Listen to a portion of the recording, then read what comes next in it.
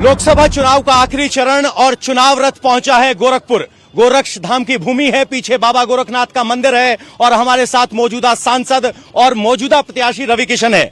मामला लीगल से मामला पॉलिटिकल है, अटायर वही है। ये गर्मी बहुत है, मेरे पिताजी यही वस्त्र पहनते थे, तो पिता अब नहीं है, स्वर्गीय श्याम नारायण शुक्ल, तो उनको धारण करता हूं। और ये बहुत सुंदर वस्त्र है, यहाँ गोरखनाथ बाबा का वस्त्र है।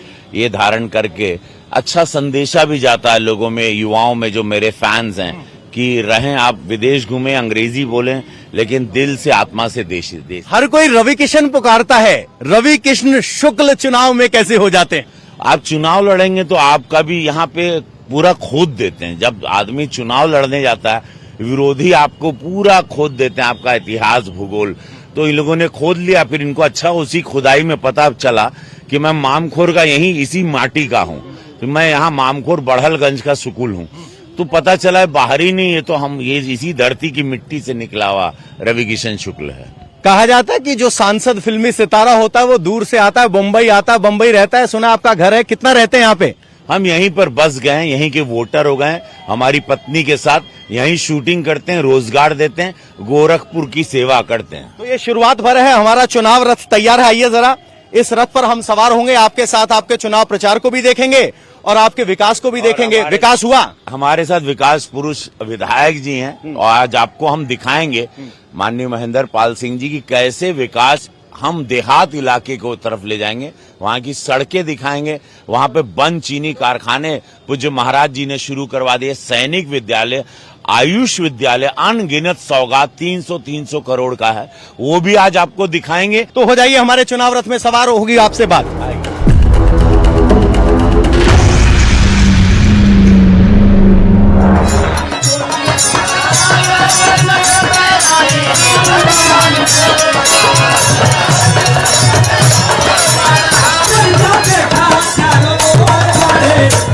रवि किशन भोजपुरी स्टार हैं, जानते हैं जनता से कैसे कनेक्ट करना है। और हाथ में माइक हो, साथ में ढोलक हो, तो रवि किशन का अंदाज देखने लायक होता है। माताओं बहनों के साथ मोदी जी को वोट डाले की बात है। हमरे योगी जी के कमल निशानिया हो,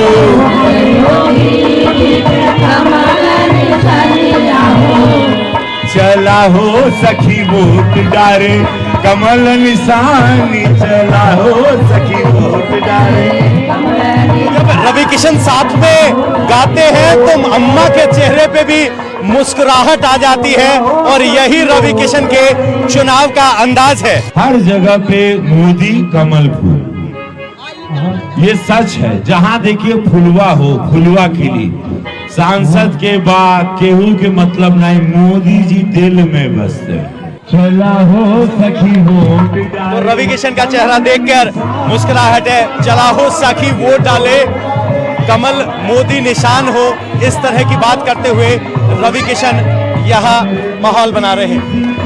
कमल निशानिया हो,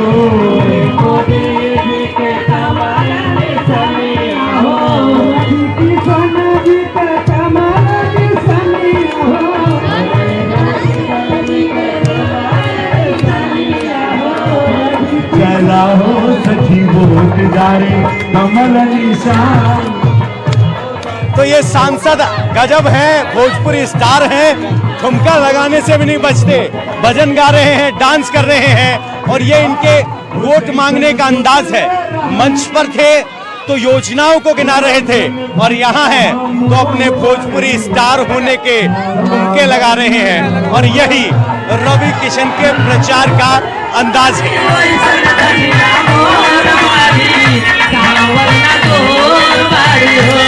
भैया तकरार छिड़ल बा तो तकरार चली, जिंदगी झंड बा।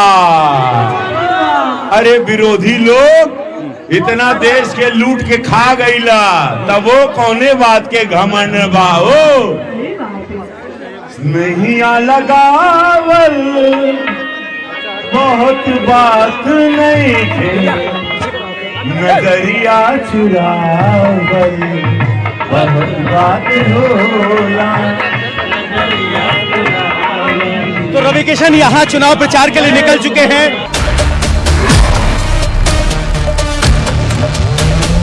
हम हमारे साथ नमः पार्वती पदे हर हर।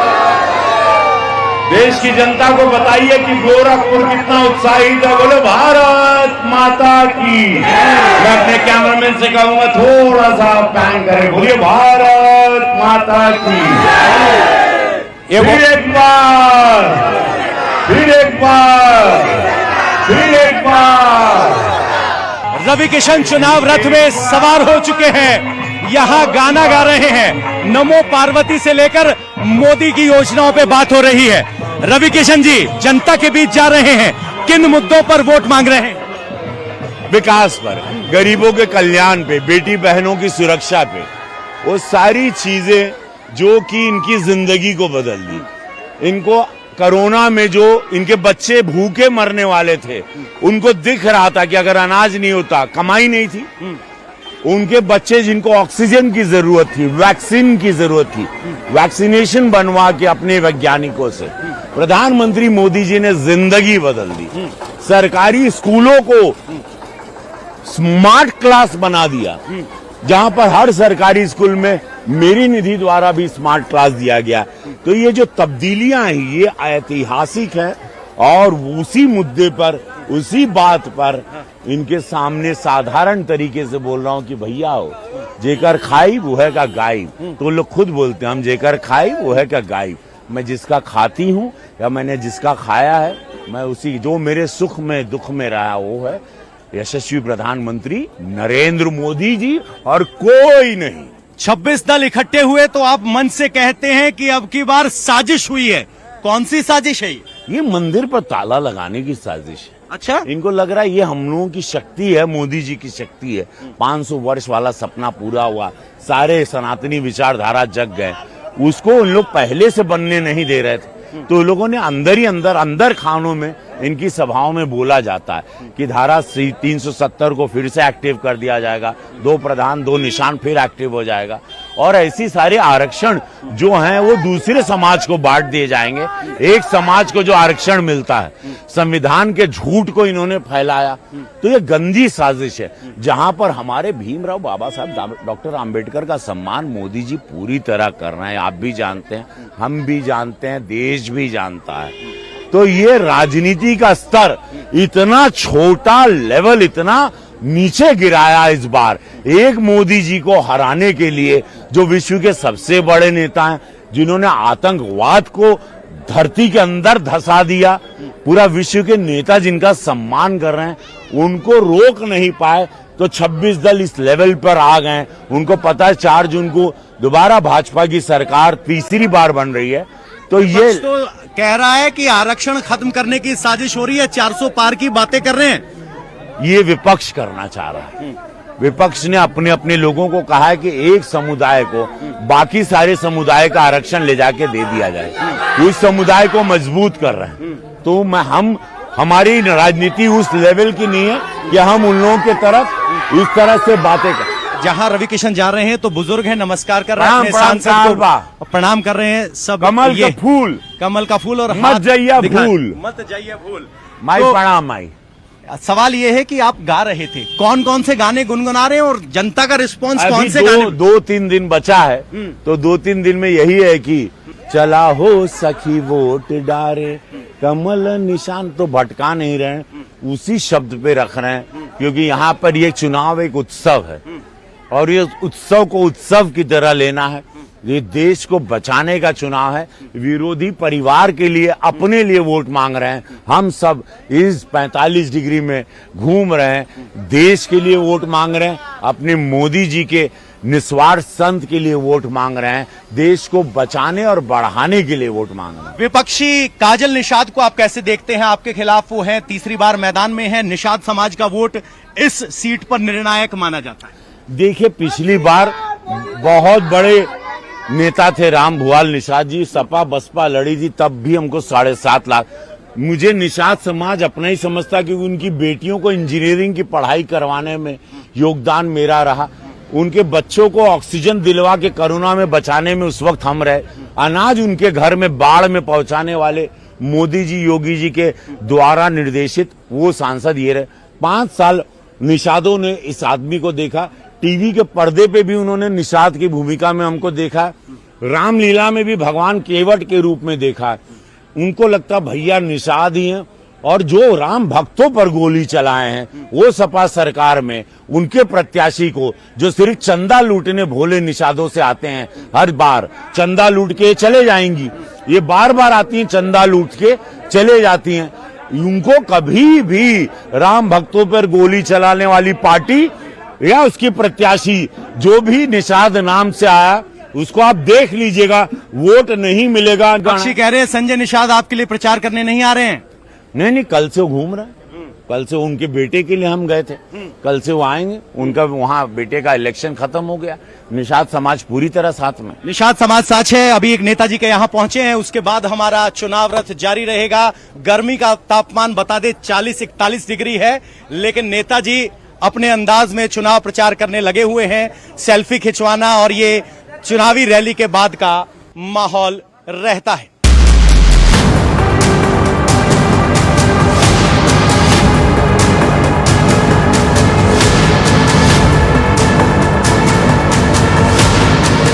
नेताजी ने सर पे साफा बांध दिया है, राम के नाम का माथे पर तिलक लगा है।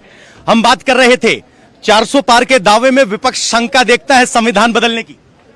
देखिए, ये मैंने अपने लाइफ की सबसे ओछी राजनीति का चुनाव देखा विपक्षियों द्वारा, जहां पर ये संविधान जैसी ये ओछी बात कर रहे हैं। इतनी घटिया सोच उनकी हो सकती है, हम कभी सोचे नहीं। बाबा साहब आम्बेडकर के संविधान पे चलेगा। अब ये चाहते हैं कि शरीयत के हिसाब से देश चले, तो ये तो पॉसिबल नहीं है।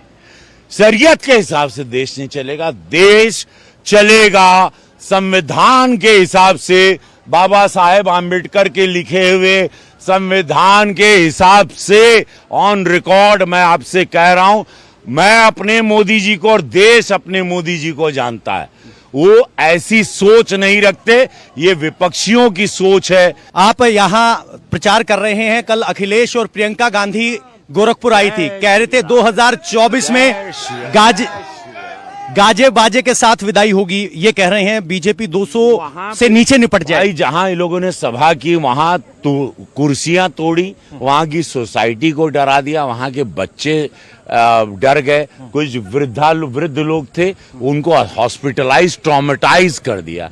इनकी सभाओं के बाद लोग आईसीयू में पहुंच जाते हैं। इनकी सभाओं के बाद बच्चे डर जाते हैं कई साल तक, बिकॉज इतना हुड़दंग होता है, इतना मारपीट तोड़फोड़ होता है, इतना चिल्लाते हैं, गंदे भाषाओं का प्रयोग करते हैं। यही तरह से उत्तर प्रदेश पहले चल रहा था, उसी तरह के उत्तर प्रदेश को ये लोग नहीं देखना चाहेंगे, इसीलिए उत्तर प्रदेश राम राज्य चाह रहा है। उस राम राज्य के हिसाब से ही उत्तर प्रदेश चलेगा। प्रणाम बाबा, जय श्री राम। तो जय श्री राम के नारे के साथ अभिवादन हो रहा है और बीचे फोटो खींचने के लिए बच्चे गाड़ी के पीछे हुए दौड़ते नजर आ रहे हैं। इनकी स्टार पावर है। रवि किशन को आसान सीट दी गई, गोरखपुर जहां मोदी का नाम है, योगी का काम है, वहां गोरखपुर सांसद है। विपक्षी ये कहते हैं, कितना आसान या मुश्किल में? आसान कुछ नहीं होता। आप ये ना भूलें कि 2018 में हम लोग ये सीट हारे थे, तो आसान कुछ नहीं होता। आपको मेहनत करना है। मोदी योगी जी हैं, वो हैं, आपका काम हो रहा, लेकिन प्रत्याशी को भी क्षेत्र में रहना है, प्रत्याशी को भी सुख दुख में रहना है। आप ये बोल के नहीं बच सकते कि मोदी योगी जी आपको जिताएंगे। आपको आपका काम, एक प्रत्याशी आपको जनता जिताती है, जनता के आपके सुख दुख में रहना। 5 साल में रहा, इसलिए आपको चीजें आसान दिख रही हैं। अगर मैं नहीं रहता तो 2018 में भी ये सीट हम लोग हार चुके थे, ये भी आपको याद रखना है। विपक्ष अक्सर ये कहता है कि नेता से मीडिया पूछता नहीं है काम क्या है। जब सांसद रवि किशन से पूछा जाता है गोरखपुर में क्या करवाया और क्या ये करवाना आसान रहा क्योंकि मुख्यमंत्री योगी? नहीं, देखिए, केंद्र से लाने की योजना तो हमारी है। 3000 से ज्यादा पत्राचार किए हैं। केंद्र की जितनी योजनाएं हैं, विपक्ष, चूंकि इन लोग अनपढ़ लोग हैं, ये लोग चंदा लूटने आते हैं, ये लोग अपने भोले समाज, निषाद समाज का चंदा लूटने आते हैं। वो बेचारा समाज इनको दया करके चंदा देता है, ये लूट लाट के चले जाएंगे। इनको कोई मतलब नहीं अपने समाज से, कोई मतलब नहीं गोरखपुर से। एक सवाल ये कि पूरे पूर्वांचल की सीटों को आप कैसे देख रहे हैं, क्योंकि पिछली बार जब 303 आई थी तो पूर्वांचल का बड़ा योगदान था, पूर्वांचल में क्या होगा? 80 में 80 दिख रहे, एक आध छटक गई। जाति समीकरण का जो जहर इन लोगों ने घोला उसमें एक आध हमको छटकते हुए दिख रहे। हमको पूर्वांचल, चूंकि मैं पूर्वांचल में रहता हूं, मैं यहीं का हूं, इसी मिट्टी का हूं, मेरे फैंस हैं, मैं मास का सुपरस्टार हूं और मैं मास की बातों को समझता हूं, मेरा कनेक्ट है इनके साथ। मैं रोजमर्रा की जिंदगी में इनके साथ गाता हूं, उत्सव करता हूं, इनको एक्टिंग सिखाता हूं, इनकी सेवा करता हूं, इनको अस्पताल ले जाता हूं, इनकी ट्रेन की टिकट बुक कराता हूं कंफर्म।